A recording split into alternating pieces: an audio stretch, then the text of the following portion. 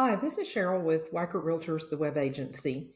I wanted to do a market report for Fairfield Glade for November 2023. And along with that, I've pulled a lot of data from the past 7 years. So I've started with January 2015 just to show some market trends and some historical data. And I want to go through some of these graphs and kind of show you why I feel like I do about this Fairfield real estate market. I know you hear all the craziness on the news about how prices are dropping and the market is so terrible, but that's really not happening here. And I just want to educate you just a little bit so that whether you're buying or selling, you understand the market that you're dealing with. If you look back in 2015, we'll start with the number of listings, and that's one of the huge differences in our market now than really ever that I remember. So there have always been a lot of homes listed. And you see back in 2015, 238 homes on the market. These are single family homes in Fairfield Glade, and you see an all-time high here in 2015, 346 homes on the market in June of 2015. Well, then you see that that's been pretty much a steady decline after mid 2016. It's really been almost a steady decline, a few ups and downs, but mostly falling. Now, then we hit an all-time low right in here somewhere. 27, 28 listings looks like about the all-time low.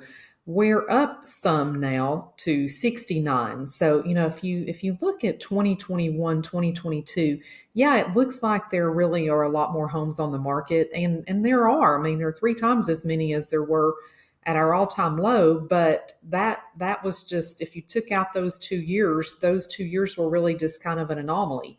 So historically speaking, we really are still at a very low level of inventory.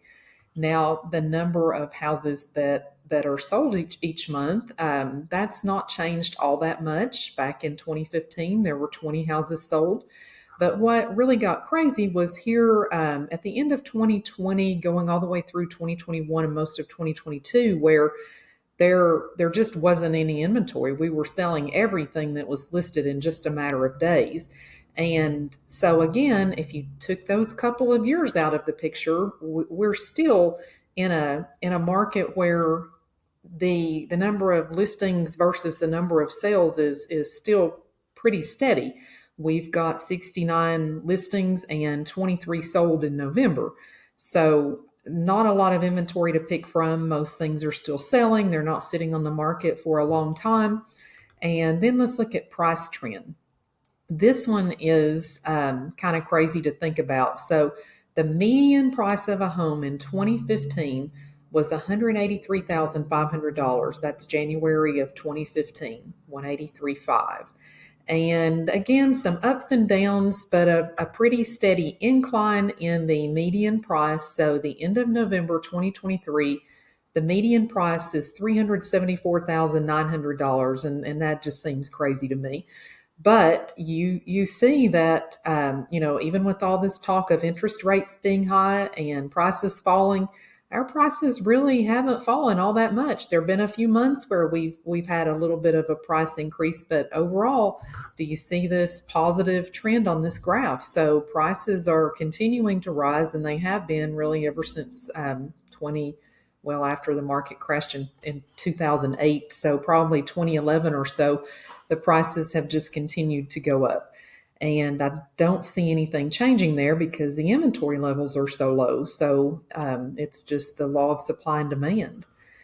Then when you look at sale price to list price, this is a percentage or a ratio of the sale to list price. And what this shows really is that there's not a lot of discrepancy between what a house is listed for and what it sells for. So there are some houses on the market that, maybe it's listed for 450,000 and someone comes in and makes a crazy low offer and they just take that. But that doesn't happen all that often. So in November, we were at a 96.2% sale to list ratio, meaning that the house sold for 96% of what it was listed for. So coming in with a crazy low offer is usually not going to be a good tactic when this percentage is that high.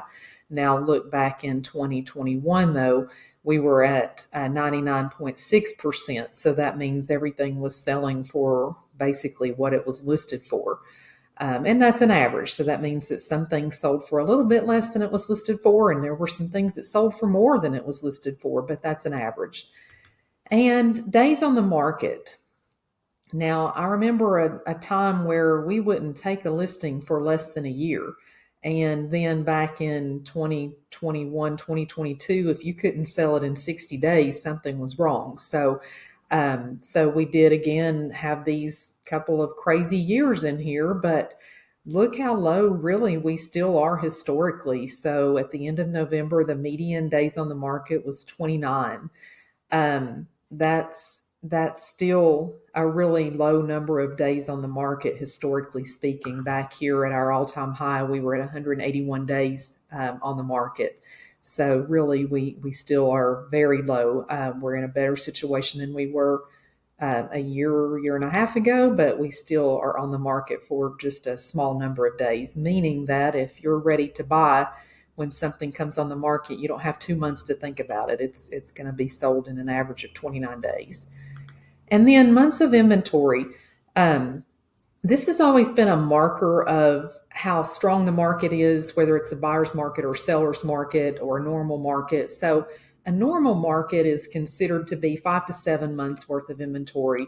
And anything above that is a buyer's market because things are sitting and sellers are just ready to sell and get it sold. And anything less than that is a buyer's market, meaning, again, back to the supply and demand question, things are selling faster than average, and there aren't as many homes on the market, so the months of inventory is low. Well, back in 2015, we hit the peak at 24 months of inventory. Very, very, very strong buyer's market. I'm meaning there was some bargains to be had, and then that's been pretty much a steady decline. Here in November of 2023, we have 3 months of inventory. Now, granted, again, that's up some from back in 2020 or 2021, 2022, well, really starting the end of 2020, you see it started to fall off there. So yeah, I mean, we were looking at times where we had a less than a month of inventory, and now we're up to 3 months worth of inventory, but that's still indicative of a very strong seller's market, meaning not a lot of bargains to be had. So that's a good market trend update for November. If you have any questions about that, please give me a call. I'd love to talk to you more about it or about the market in Fairfield Glade. And if I can set up a search for you so that you're notified when homes